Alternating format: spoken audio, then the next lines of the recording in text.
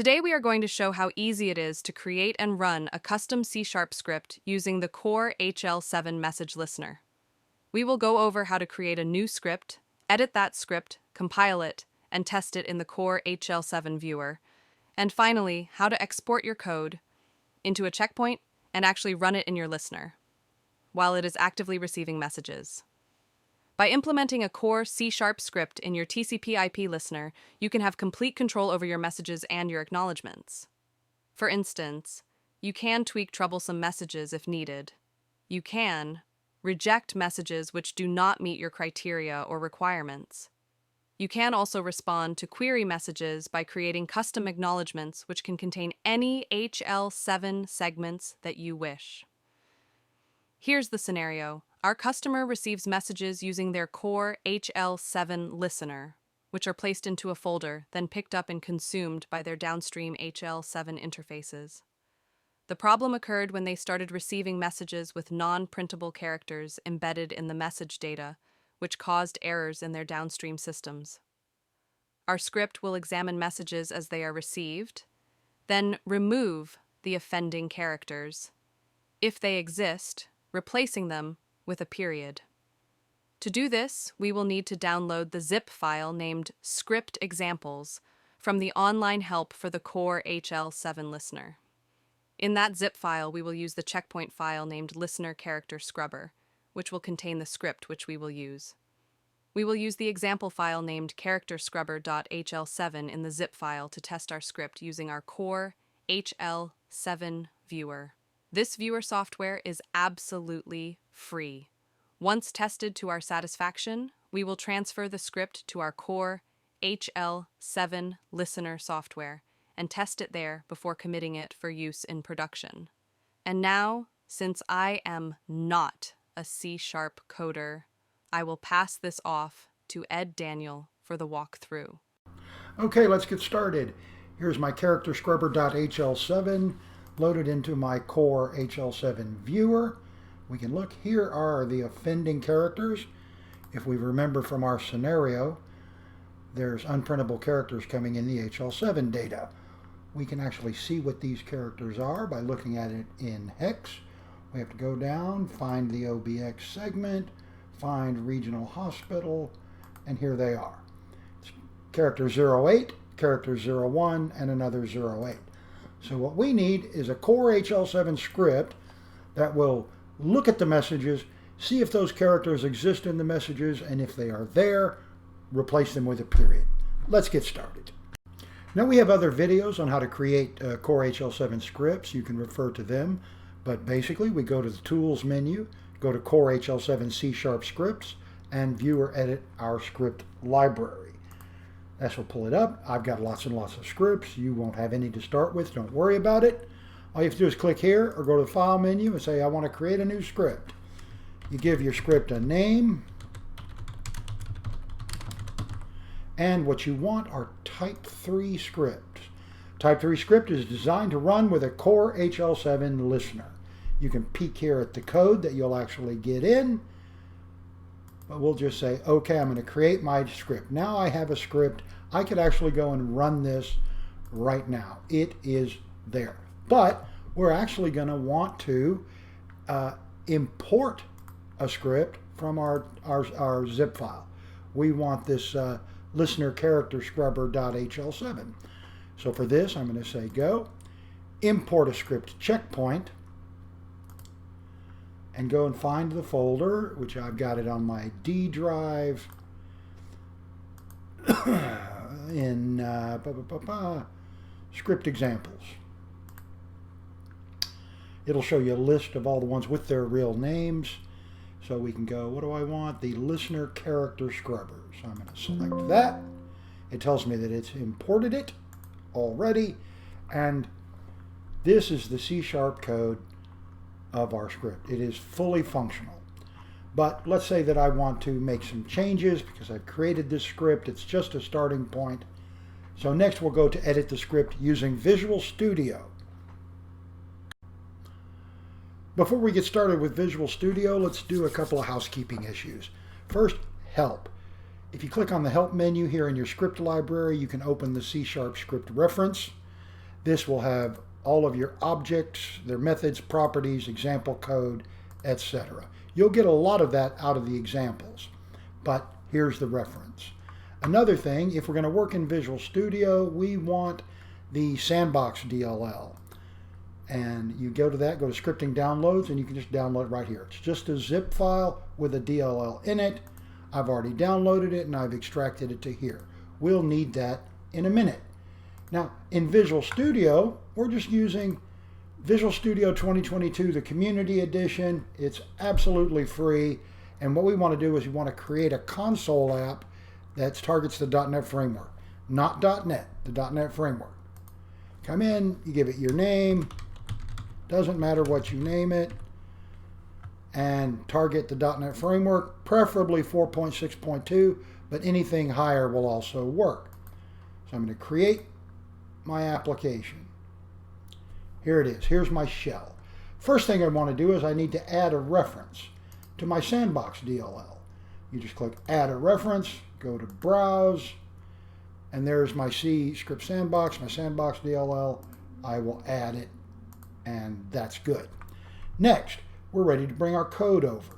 To bring a CORE HL7 script in, the first thing we do is we want to copy in the using area. So I'm just going to come to here. I'm going to copy this, and I'm just going to paste this right here. There we go. Next, I'm going to take this out because my script already has a main in it. The main isn't required because it's never called. But now what I want to do is just copy the rest of the script. I'm going to copy it all to the clipboard, come over here, put it inside of the program, and voila. Now it's going to give me 3 errors. And that's because of this return new script at the bottom. This is required for us, but Visual Studio doesn't like it, and that's okay. A quick point, you can't compile and run these scripts in Visual Studio. We just have it in here because we want to use it as an editor to get the IntelliSense. And that's what the sandbox DLL is for. So now, here's our script. Let's walk through the code. You know what? Before we walk through the code, let's go ahead and run this script. To run a script in the CORE HL7 viewer, it's simple. Come back to the main menu. You have your messages loaded that you want to test with, and click on the C# button. And you select the script that you want. I want to do the listener character scrubber script. I want to pass messages. I want to run for the entire store, and I want to simulate the HL7 listener. This is important. Now I just click Run Script. It compiles it and runs it. It ran, took 17 milliseconds, committed 4 messages and acknowledgements. Here, if you run a listener script, you get this acknowledgements thing, and you can say you want to open the acknowledgements in a new viewer window, and it'll actually show you the acknowledgements that were created. And here they are. I could now look at them side by side. What's more important, though, is if we return to the main window, we'll be able to see what happened. And there we are. Here's our messages, but now those special characters have been replaced with periods. And that's what our script does. Next, we'll look at Visual Studio. Now, when we're examining this C# code, if you see things that you don't understand, and you will, try not to let it bother you. Just follow along as best you can. It will start to make sense. So, the parts of our script. Up here, we don't need, like I said, we didn't need our main, so we just close that. We're going to declare some variables. A CORE HL7 script object named globals, a CHS message object named myMessage, and another CHS message named myAck. We declare them here so we can see them all throughout our script if we need it. Now we get down into our script class. This is your main class. It must be there, and it must have this execute method, which passes in this variable. Now the first thing that we do, even before we enter a try-catch, is we set our 3 main variables. Our globals, myMessage, and myAck. MyMessage we're going to set to globals.listenerMessage. This will be the HL7 message that actually it has just been received by your listener. The listener ACK will be another HL7 message, which will be the HL7 acknowledgement, which has been created by the listener, which it wants to send back. And now we enter our code. This is just a thing that will echo stuff out to a runtime window, has no bearing in production or anything that's running in a service. And the first thing we're going to do is just check the message. We're going to check to see if my message is null. If my message is null, something horrible has gone wrong. There's nothing else that you can do. So we're going to call this set exception method, which just says there's an error. We're going to set this completed flag to true to tell the listener we've done everything we can, and we're going to return. That's it.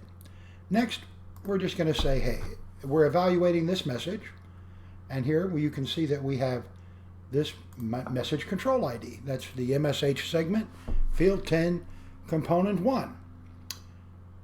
And we're going to work through here. Oh, we're going to do a check. We're going to get out the PID segment, calling this method, the get first segment named PID. If it's null, again, we've got a message without a PID segment. This is how you reject a message. We'll put something in the trace log, and we'll just say reject the listener message. No PID segment was detected. Set completed to true because we've done all we can, and return. We'll be out. It will send a negative acknowledgement back to the sender with that error message in it. Next here, we'll do another check. Now that we've got the PID segment out, we'll get field number 3. And from field number 3, we're going to get the component value 1. Field 3, component 1. That's a patient ID. And we're going to say if that's empty, we're going to reject the message again because there's no patient ID in PID field 3.1. Now you don't have to do this, and if you don't want it, you just cut it out. Okay, here we go. And here's where we're going to verify that the acknowledgement is there, and if it's not there, we'll create it. Next, we're going to get out the entire value of the whole HL7 message into this string. Okay, we're also going to get this control ID out into a string just because we can.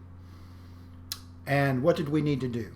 We needed to find characters hex value 1 and hex value 8. So we're going to declare a couple of strings. All of these methods are listed in the script reference help that I mentioned earlier. So we're going to convert those into a string, and then we're going to put them into an array. And all of we could have done this, of course, in fewer lines of code. We stretch it out just to demonstrate. Next, we're going to see if it contains it by making a quick regex call into this Boolean. Now, if it actually contained the characters, we're going to take some actions. We're going to do a log entry. This is this message contained illegal characters. And we'll also do a trace just because. And here we're going to do a little regex call out to replace it. If you're not good with regex, that's okay.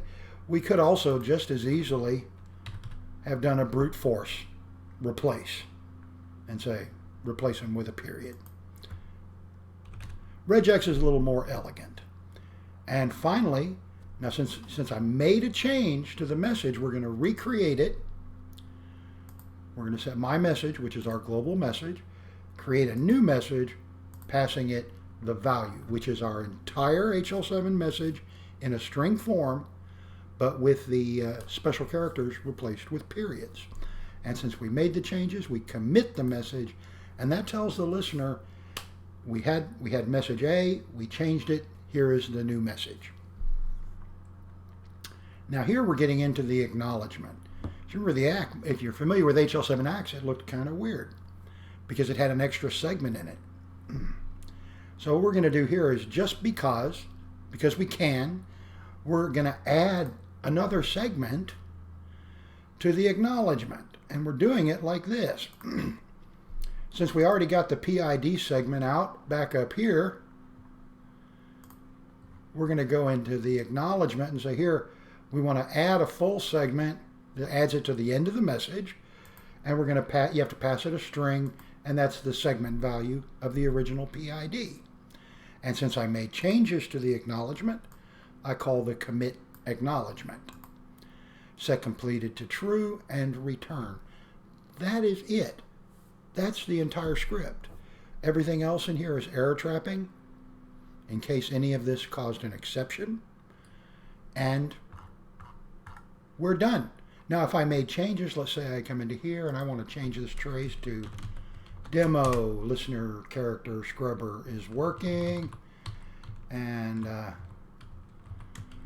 going to change this. My script is evaluating messages. So now I've got a script that I've actually made changes to.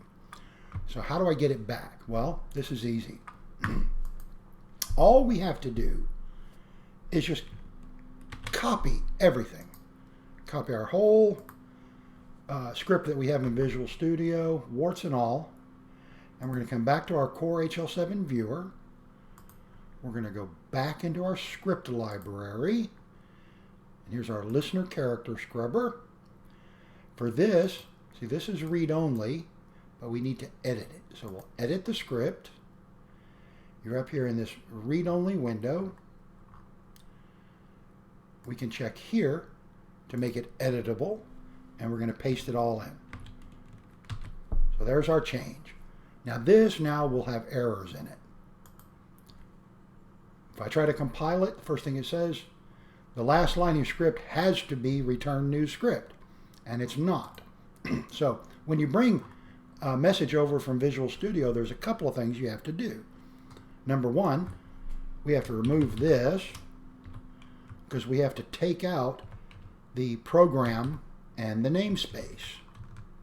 So we're going to take out the namespace and the program, and we've uncommented our return new script because that has to be the last line. And now we can compile it and everything works great. So we're going to save that. We'll save our script. And now let's go run it again. I'll reload the original file. There's my bad characters. I'm going to go in. I want to run the listener character scrubber. And I want to make sure I'm simulating an HL7 listener. Run it. There it is. Now here I'm going to cancel and go back to look at the runtime window. You can see, here's where I put, look, my script is evaluating. Demo listener character scrubber script is working. So you can see the changes were made, and that is it. If I close this and get back to main, now we can see again, here's our HL7, the special characters have been replaced with periods. And that is that. Next, let's look at how to get this over to our core listener and run it there. Now in the core HL7 viewer, you run scripts. All the other programs like the core HL7 script engine and the core HL7 listener actually run script checkpoints. So what we want to do is bring our script library back up, and we want to export our script and create a checkpoint for it. So I'm going to go to the tools and drop down over here and say I want to export this script checkpoint to a file. By default, it's going to try to save it in your local checkpoints folder, but I don't want to put it there. I want to take it over to my script examples that I downloaded, and I'm going to call this a modified. I'm going to save it with a different name. Modified listener character scrubber. The key is it must have this .cshl7 extension. So I'm going to save that. There it is. And now I'm ready to bring it up in my listener. So here I am in my core HL7 listener, and I need to bring that script that we've created and tested over here. Now what I want to do is go to the Tools menu. This works just like in the viewer. I want to viewer edit my library. You see every script hosting application maintains its own separate script library. This one has almost nothing in it. So I want to import a script checkpoint. I need to browse over to the D drive and choose my folder that I put it in. Select that folder, and there it is. There's my listener scrubber script. And the modified listener scrubber is the one I want. So I select that script. It's been imported, and it always says you should compile it just to make sure that it's going to work in case it was created on a different machine. So I'll do that just to test. Yes, it's fine. Now I can exit. Now to add it to a profile, let's say that Auckland Women's Health is the customer that's having the issue. I just edit that profile, go to Advanced and Optional Settings, and say that I want to run a CORE HL7 C# script. Now you notice if you do, you can only run the script if you're optimizing the messages.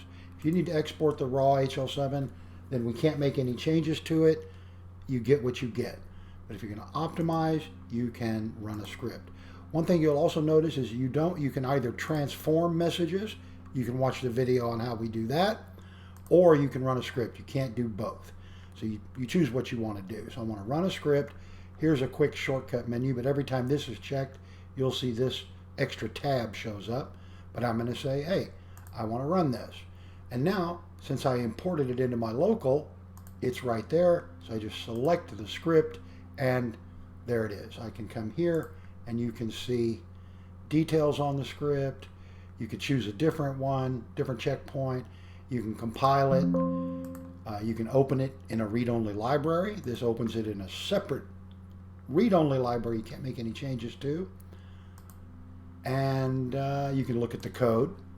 Click there, and we're done. So we click OK, and now we're ready to test it.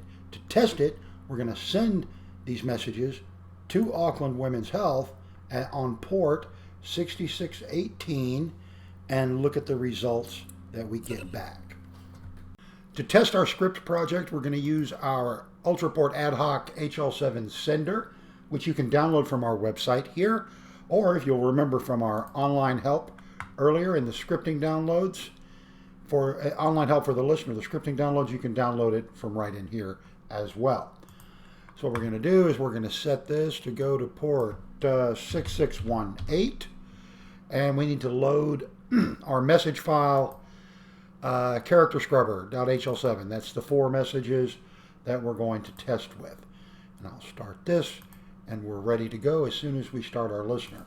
Now here I could just start the service to test it, but I want to run it locally so that we can watch it in a window like we did in the CORE HL7 viewer. So I'll start my listener. My listener is now running, and we're ready to go. So we just start sending, and it's done. Over here you can see, here this breaks it out. You can see the acknowledgement. There's that PID segment. You can see the HL7 message. There's our 3 special characters. Over here you can see where the script ran, and it actually echoed some traces out to the runtime window. That's what the trace method does. So we're going to stop this, and to verify that this actually worked, we need to go to the data folder, which should have 4 messages in it. There they are. Let's just open one up. And if everything worked correctly, we should see periods instead of the unprintable characters. Whoops. And there they are. Our script worked, and it ran to completion, and our project is done. All we have to do now is, in our listener, we've already got it in a service. We just start the services, and it's live in production. And that's how easy it was. I know this has been a long video, but there were a lot of moving parts. So if you feel like it, why don't you try clashing that like button and maybe subscribe so we can continue to write HL7 content here for you. Thank you.